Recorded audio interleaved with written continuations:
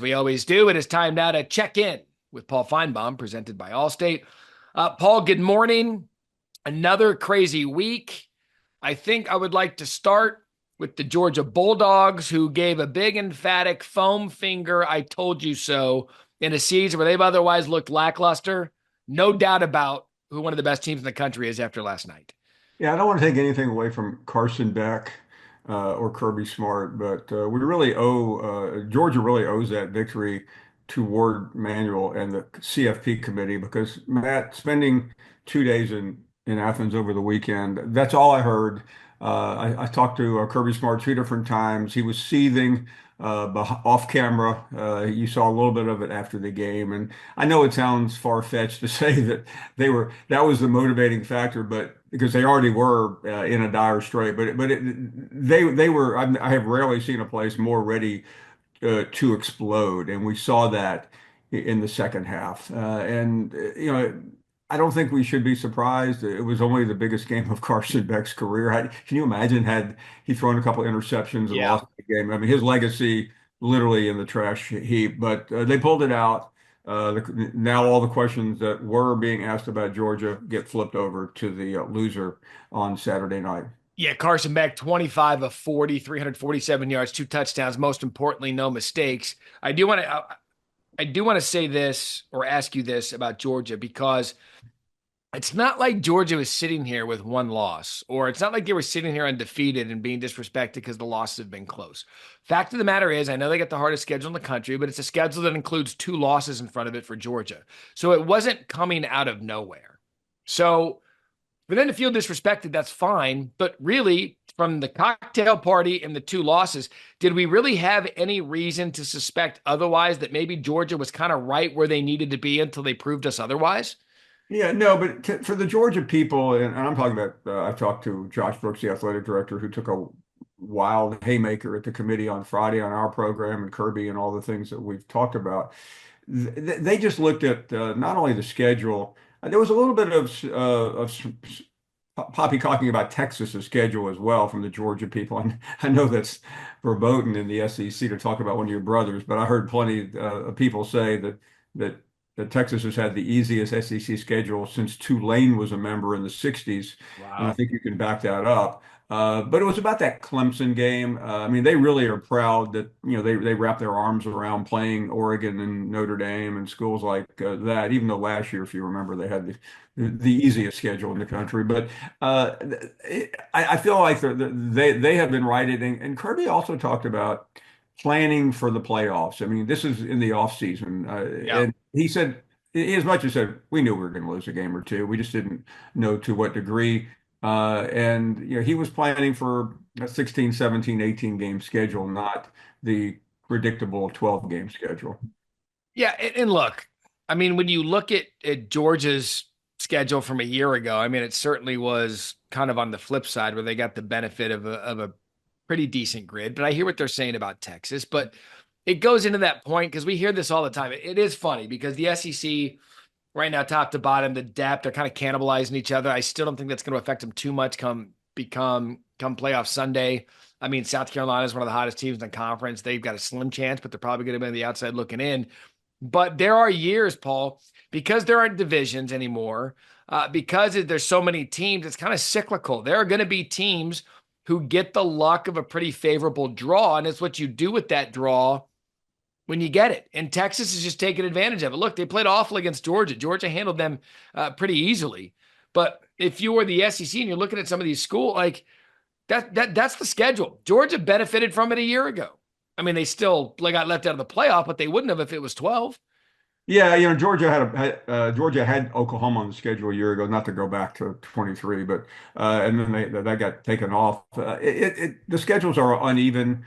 Um, Everybody in the SEC, other than Texas and Oklahoma, would play either Texas or Oklahoma. That was the way they did it. Mm-hmm. And Georgia got the tougher end of that deal. Alabama has to go to Oklahoma this weekend as opposed to what Texas for example. So all those things matter. Ole Miss didn't have to play Texas either.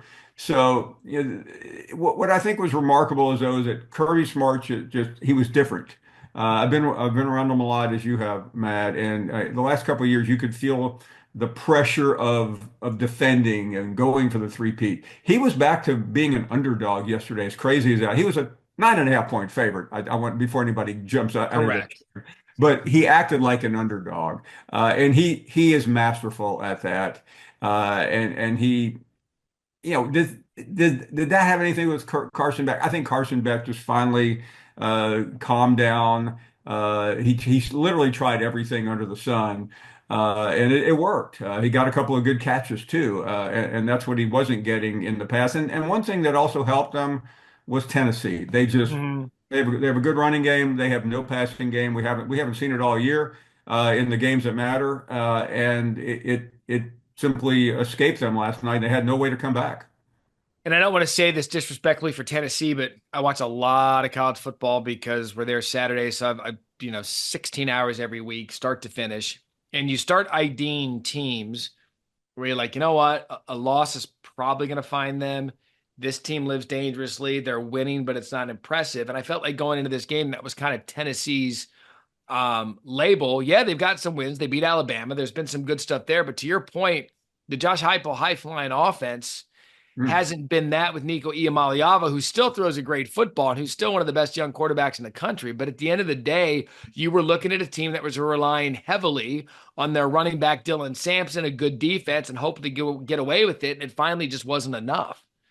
No, and who knows exactly, what the condition of Nico was. I don't think it really mattered. I mean, the Georgia defense was different last night than it has been, but ultimately it wasn't a surprise, Matt. I mean, being around there, you could feel that train. Yeah. I mean, it was. I'm not a handicapper, but had I been one, I may have made that one my lock of the year. Yeah, because you look, we were talking about it all week on Sports Center, even getting ready for the game. The thing that we had said about Georgia since the Texas game, we hadn't seen that performance out of Georgia where they just grab someone like a boa constrictor and squeeze the absolute life out of them. They did it with Tennessee on Sunday. And so now you look at the SEC and you look at the standings, which I find to be one of the more entertaining storylines as we get to the final 3 weeks of the season. You look now at where we stand. Texas and Texas A&M are each 5-1 in league play, but one of them is going to have two losses because they play in the final week of the regular season. Then you have a cluster of 6-2 teams, or two lost teams in conference. This is conference record only.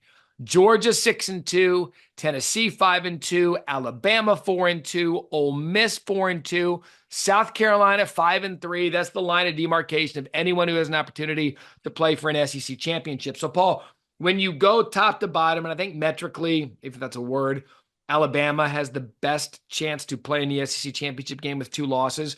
But power rank the SEC for me. Where do we sit this morning after week 12? Yeah, Matt, I think there's this debate, Alabama, Ole Miss, probably. I don't think Texas is the best team. They just don't look that part. They may end up the champion, but to me, Ole Miss at the moment looks the best. But even Ole Miss, and I don't want to sound like that guy, creating public relations from the SEC headquarters building, but Never. We would there are a never couple, accuse you of that. there are a couple of road games that, I mean, Ole Miss has a road game at Florida, and I know we'll get to Florida in a minute and LSU. Alabama's at Oklahoma doesn't sound pretty scary, but I'll tell you the game that I'm really interested in is A&M at Auburn. A&M is a terrible road team. Yeah. And they have just struggled on the road, and Auburn is just that team that's been hanging around all year, doing nothing, by the way, but capable of maybe scratching out an ugly win. Yeah, and I don't want to short sell Ole Miss at Florida, but uh, because I really don't want to spend 30, 40 minutes talking about the Gators, but I mean, a little bit dangerous too. Yeah. I look at Auburn, and I'll stay with me with this analogy. Auburn is to the SEC what Kansas is Yeah. to the Big 12. Yeah. Kansas has 3 or 4 wins on the docket. Kansas is the last team you want to play right now if you've got something on the line because they upset Iowa State, took them out of the equation last week. They upset BYU. So now 3 other teams in the Big 12 control their own destiny. And they're sitting there on the season at 4-6, much like Auburn. And by the way, guess who they have next? Kansas, they have Colorado. Yeah. And so to spin it away for a second, there are teams that are out there, a la Auburn, who it's like, yeah, I mean, the record says this, but maybe their play would dictate otherwise. And that's what we have during the final stretch of the season. Another game on a big SEC Saturday that I'd like to get to is LSU Florida. It was the 3:30 Eastern game. The big story coming out was Billy Napier safe. They are going to stick with him. Scott Strickland released that statement. So we're like, okay, we're going to rally around Billy Napier, young team. It's great. I want to talk Billy first. I've been on this show and I've been on your show of saying they shouldn't have fired Dan Mullen because of the success that he had. And it appeared Billy wasn't going to be able to continue that success. I don't know how that's going to end up. I do know the team plays hard, and I do know they have looked a lot better since making the quarterback switch because of injury and just from the beginning of the season. Start with Billy Napier. Your thoughts there, because I think it was the right thing to do to retain Billy and not start this whole coaching search over again. Yeah, they were not prepared to hire a new coach. So when you're not prepared and you're not aligned, corporate word, not really a word I like in college football, it's best to do what they did. That was an important win psychologically. They're very likely now to go to a bowl game. They're one of the few programs in a major conference like the SEC that will celebrate that. But for them, it's a big deal, and that was a significant win. Now, you just said you don't want to play Kansas. If you're another team, you do want to play LSU. Yeah. Uh, I mean, I am in full disclosure, as you know, because I talk to you every Monday after I talk to Brian Kelly.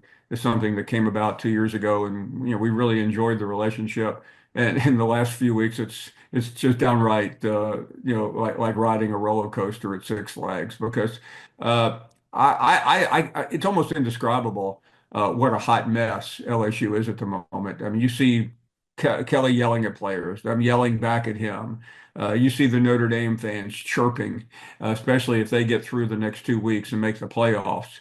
And he is suddenly in a really bad spot because this season has blown up on him. And he had the number one quarterback in the country committed, and now that's about to become a bidding war with Michigan for dollars of which we have never seen before. And if he doesn't get that guy, I don't know what next year looks like for him. So, okay, how bad is it in Baton Rouge? They've lost 3 in a row. He was won 10 games each of his first 2 seasons. It's bad because LSU fans they have no basement. I mean, they just go from beating Alabama a week ago to maybe getting to the SEC championship game and the playoffs to now the season is over, and they have a home game next week against Vanderbilt. I doubt the enthusiasm level in the parking lot is going to be it's going to be close to comatose. Uh, and then the final game of the year is against Oklahoma, which won't be any better. And Kelly, who I really believe is an elite coach, somehow has just watched this thing blow up on him. A number of injuries happened, and who knows what else. Garrett Nussmeier cannot get out of his own shadow. And I think depending on how this season ends, I mean, Kelly's going to be facing maybe the coldest winter of any SEC coach. Best they can finish now is 8-4. And look, maybe I'll play a little devil's advocate here with Brian Kelly and LSU. Again, I talked about this on Sunday Bloody Sunday earlier, that a lot of times preseason media and preseason hype, they don't take into consideration what's gone from the program. We looked at Michigan, defending national champions, half the roster and coach staffs off to the NFL. We looked at Florida State. We just assumed. We assumed pencil them in, logo on the helmet. They were good last year, so they must be good this year.